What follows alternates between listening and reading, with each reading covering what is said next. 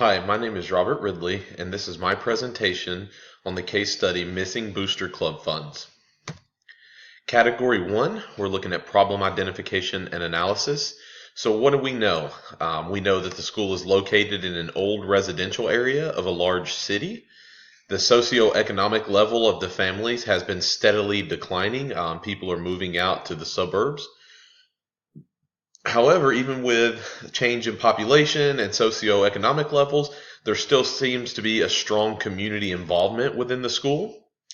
The principal of this school has been in the building for 4 years and has developed a very good rapport with the community. We know that there is no assistant principal to help with extra duty, so this puts added pressure on the principal in ways, and he has to be very flexible and very creative in ways to handle supervision of events. Oftentimes parents assist with these extra duties, especially at athletic events such as helping with concession stands and working the gate. One of the issues pertaining to this case was that a parent had requested that PTA funds pay for a trip for her daughter to attend a parade in New York City. Her daughter was invited to this parade because she was selected as an all-state cheerleader, and due to her being selected, she was invited to take part in this parade in New York City. The parent provided the principal with a list of expenses. I believe it totaled up to be around $798 that they were looking for the PTA to fund. The principal did review this request, and he respectfully declined because basically it did not support a majority of students. And going through this course, we learned that if you're going to use funds that were helped raised by parents or by the students or by teachers, those funds should go towards a majority or all of those people that were involved, that would benefit all of those people involved. This particular case, that does not, the funds would not go to represent a majority of the students that were involved in raising these funds. It would go to one specific student. So that played a huge part in the principal denying that request. We know that the parent that made the request for the PTA to fund this trip to New York City was working the gate in question at the home athletic event. We know that the principal was occupied with other supervisory duties and could not necessarily directly oversee the collection of money. We do know that inventory was up to date within the concession stands. We know that pre-numbered tickets were used at the gate, and the principal believed that with these sound practices in place, that it would be difficult to mishandle money. We also know that the principal spoke with a spectator at the event in regards to the currency used to gain entrance to the event. We know that spectator indicated that he paid with a $50 bill. At the end of the event, the principal had the security with him as he collected the money bags from the concession and from the gate, and as he walked to his car to prepare to go make a deposit. The principal also counts the money in front of the security guard, or reconciles in front of the security guard. He counted the money and compared to the tickets and the inventory sold. The principal did notice a note on the ticket accounting sheet that 10 tickets had to be discarded due to them being torn.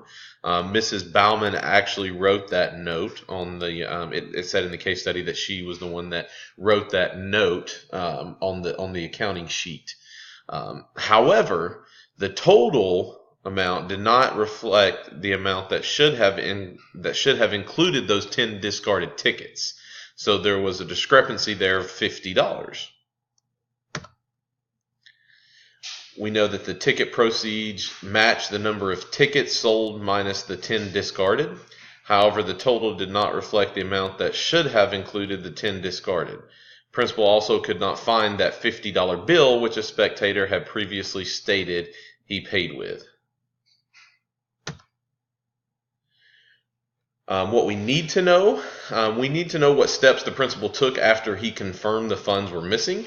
This is a huge piece, and really essentially is everything that helps us formulate a plan when dealing with these situations, or helps us look back at and reflect upon this case. We really need to know those steps that were taken.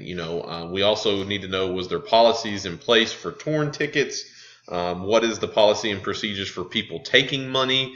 Is one person doing the tickets, one collecting the money, or are they both involved? What is the process for collecting money at athletic events? Also, it would be nice to know, did Miss Bauman make any mention of the tickets being torn prior to handing over the gate bag, or once she noticed that 10 tickets had been torn, did she say anything to Mr. Stevens at that time?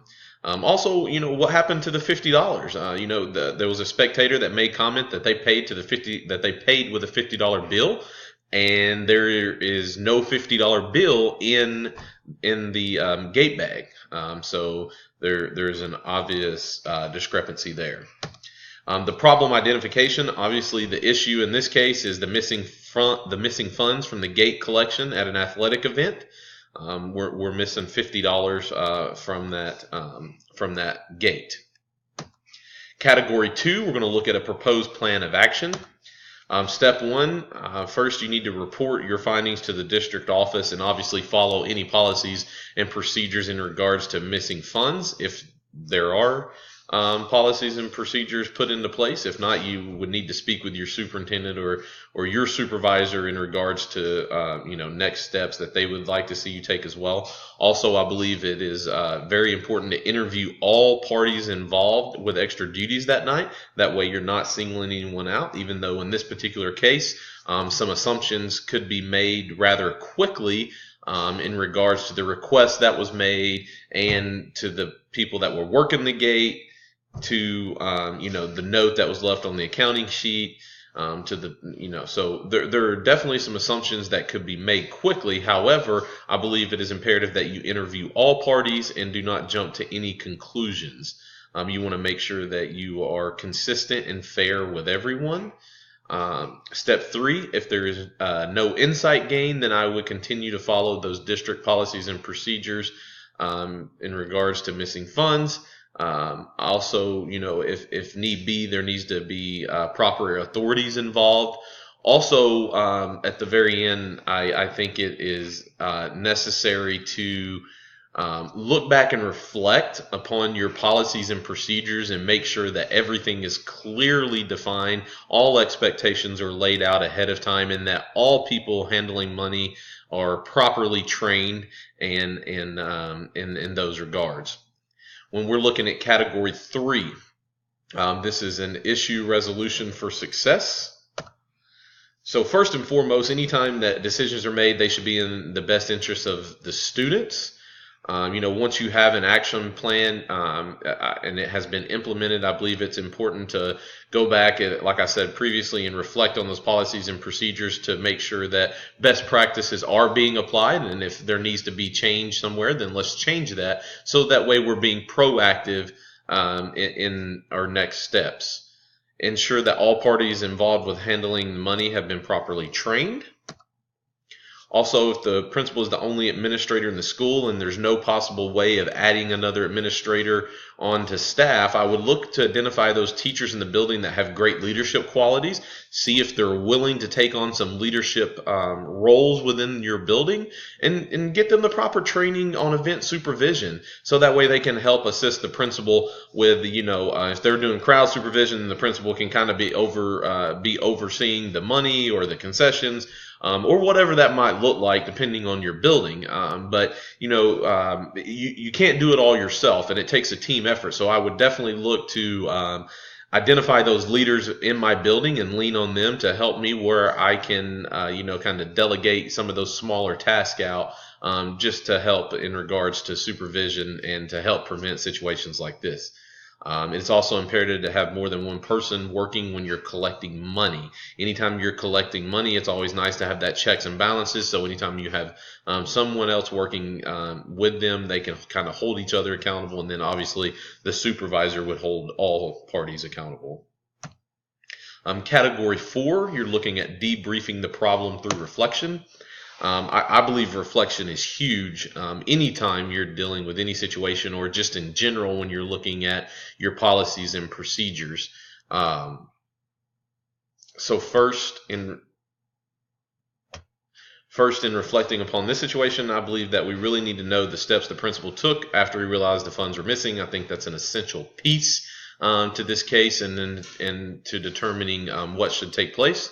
According to this case study, the principal probably has an assumption on who took the money based upon the request by the parent, and the same parent was working the gate the night the funds were discovered missing. Also, the principal could have made an assumption based upon the conversation he had with the spectator about the $50 bill, and the $50 bill was not able to be found. So that obviously that tells you there's funds missing there. There's some discrepancies taking place. This is also a perfect example of why, as I stated earlier, checks and balances are important and proper training is necessary in regards to handling cash. Anytime you're handling cash at a school event, you need to make sure that A, there's trustworthy people in place, and B, that all policies and procedures, everybody has been trained, and the expectations have been clearly communicated to all parties involved. Category 5, we're looking at promoting the academic success and personal well-being of every student by ensuring effective and efficient management of the school or district to promote student, social, and academic learning.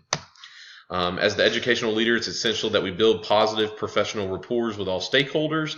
Building these professional positive rapport with all members of the community not only allow for open communication, but it also establishes a level of trust among all. That trust piece is huge as well. Also, I believe it is essential as a school leader to communicate any and all expectations on policies and procedures. That way you're ensuring everyone is properly trained prior to working an event. In regards to this situation, by holding everyone accountable, you're showing everyone and all stakeholders that you are invested in the school and its students, and you do care about everyone's well-being and their success. Also, it's imperative that you as the school leader communicate with all stakeholders during this process to ensure them that the situation is being addressed and that all perpetrators will be held accountable for their actions. Just showing that no one is above the law or the expectations.